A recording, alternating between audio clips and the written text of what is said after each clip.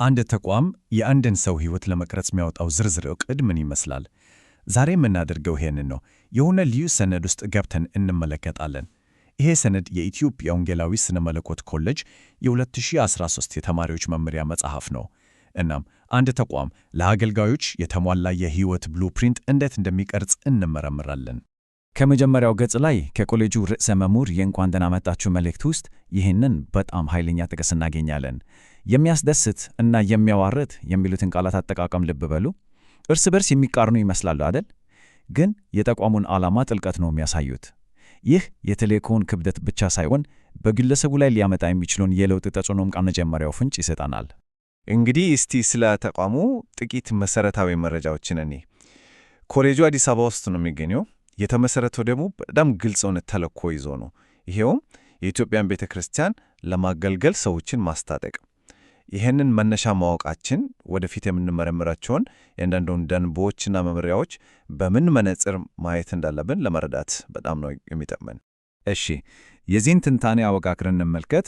እዚህ ጋር የመመሪያ መጽሐፉን ፍልስፍና ለመረዳት የራሱን መዋቅር ነው የምንጠቀመው። መጀመሪያ የአገልጋዮች ብሉፕሪንት ምን እንደሆነ እንመለከታለን። ቀጥሎ ደግሞ ጭንቅላትን፣ ልብን እና እጆችን እንዴት እንደሚያሰጥ እንመረምራለን።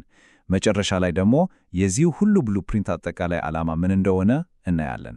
እናም የመጀመሪያው ክፍል ይሄ ነው፣ የአገልጋዮች ብሉፕሪንት። የመመሪያ መጽሐፉን የሚያደራጅበትን ማዕከላዊ መርህ የምንመለከተው እዚህ ጋር ነው። በሌላ አገላለጽ ተቋሙ አንድን ሰው ከአ እስከ ፐ እንዴት እንደሚቀርጽ የሚያሳይ መሠረታዊ ንድፍ ነው ማለት ይቻላል። የመመሪያ መጽሐፉ ዋና ፍልስፍና ይሄው ነው። ጭንቅላት፣ ልብ እና እጆች። ጭንቅላትን በእውቀት፣ ልብን በባህሪ ግንባታ፣ እጆችን ደግሞ በተግባራዊ ክህሎት ማስታጠቅ። የጽንሰ ሐሳብ በመመሪያ መጽሐፍ ውስጥ ያለውን እያንዳንዱን ደንብ እና መመሪያ ለመረዳት እንደ ቁልፍ ነው የሚያገለግለው። እስቲ አሁን ወደ ብሉፕሪንቱ የመጀመሪያ ክፍል እንግባ። ይህ ክፍል የሚያተኩረው ተቋሙ በሚጠየቀው የአእምሮ እና አካዴሚክ ብቃት ላይ ነው። እንደምታዩት ተማሪዎች ሊያሟሉ የሚገባቸው ግልጽ የአካዳሚክ መመዘኛዎች አሉ። ለዲፕሎማ እና የመጀመሪያ ዲግሪ ዝቅተኛው የውጤት ነጥብ 2.0 ሲሆን ለማስተርስ ዲግሪ ደግሞ 2.5 ነው። ይህ የሚያሳየው የአእምሮ ብቃት የመግቢያ በር ብቻ ሳይሆን በቆይታቸው በሙሉ ሊጠበቁት የሚገባ ቀጣይነት ያለው መስፈርት መሆኑን ነው። የአካዳሚክ ደረጃዎችን አለማሟላት ደግሞ ግልጽና ደረጃ በደረጃ የሚከብድ ማዘዝ አለው። ከመጀመሪያ ማስጠንቀቂያ ጀምሮ እስከ መባረር ድረስ ሂደት አለው። ይሄ ጭንቅላትን የማስታጠቁን ክፍል ተቋሙ ምን ያህል በቁም ነገር እንደሚመለከተው ያረጋግጥልናል። አሁን ደግሞ ወደ ብሉፕሪንቱ ሁለተኛ ምሰሶ እንሂድ። በዚህ ክፍል ተቋሙ የተማሪን ውስጣዊ እና መንፈሳዊ ሕይወት ለመቅረጽ እንዴት እንደሚጥር እንመለከታለን። እዚህ የምናያቸው ነገሮች ከአካዳሚክ ትምህርት ባሻገር መንፈሳዊ ሕይወትን ለመቅረጽ የተነደፉ የግዴታ እንቅስቃሴዎች ናቸው። እነዚህ ፕሮግራሞች አማራጭ አይደሉም፣ የተማሪው የትምህርት ቆይታ የማይነጣጠሉ ክፍሎች ናቸው። ይህ ቁጥር የተቋሙን አቋም በሚገባ ያሳያል። ተማሪዎች በጸሎት ፕሮግራሞች ላይ እንዲገኙ የሚጠበቅባቸው ዝቅተኛው የመገኘት መጠን 75 በመቶ ነው። ይህ የሚያሳየው መንፈሳዊው ክፍል ከተማሪው የዕለት ተዕለት ሕይወት ጋር ምን ያህል በጥብቅ የተዋሃደ እንደሆነ ነው። ይሄ በጣም ትልቅ ነገር ነው።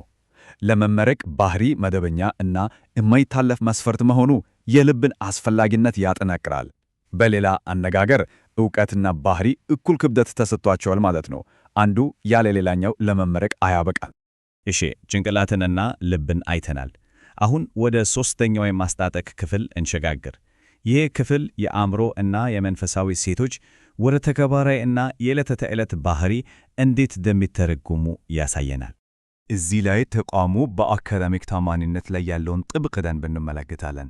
ስርቆተ ጽሑፍ እና ማጭበርበር በዝርዝር ተብራርተዋል።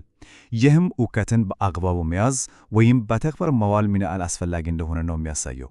የመመሪያ መጽሐፉ በግልጽ የሚያወግዛቸውን የተወሰኑ ባህሪያት እዚህ ዝርዝር ውስጥ እናያለን። ይህ የሚያሳየው የማህበረሰቡ የሥነ ምግባር ደንብ የግልና ማህበራዊ ሕይወትን በጥብቅ ለመቆጣጠር ያለመ መሆኑን ነው። ዝርዝሩ በጣም ሰፊ ነው። ካለባበስ ደንቡ የወሰደውን ይህንን ቀጥተኛና ኃይለኛ ጥቅስ ስሙ። ተቃራኒ ጾታውን ወደ ኃጢአት የሚፈታተኑ ልብሶችን አስወግዶ የግል ምርጫዎች እንኳን በተቋሙ እሴቶች እንዴት እንደሚማሩ ቁልጭ አድርጎ የሚያሳየው የግል ገጽታ ማህበረሰቡን እሴቶች ማንጸባረቅ አለበት የሚል ጠንካራ መልእክት አለው። ከዚህም በተጨማሪ እንደ ማጨስና አልኮሆል ያሉ ሌሎች ክልክላዎችም ይህንን ቁጥጥርና ዲሲፕሊን የተሞላውን አካባቢ ያጠናክራሉ።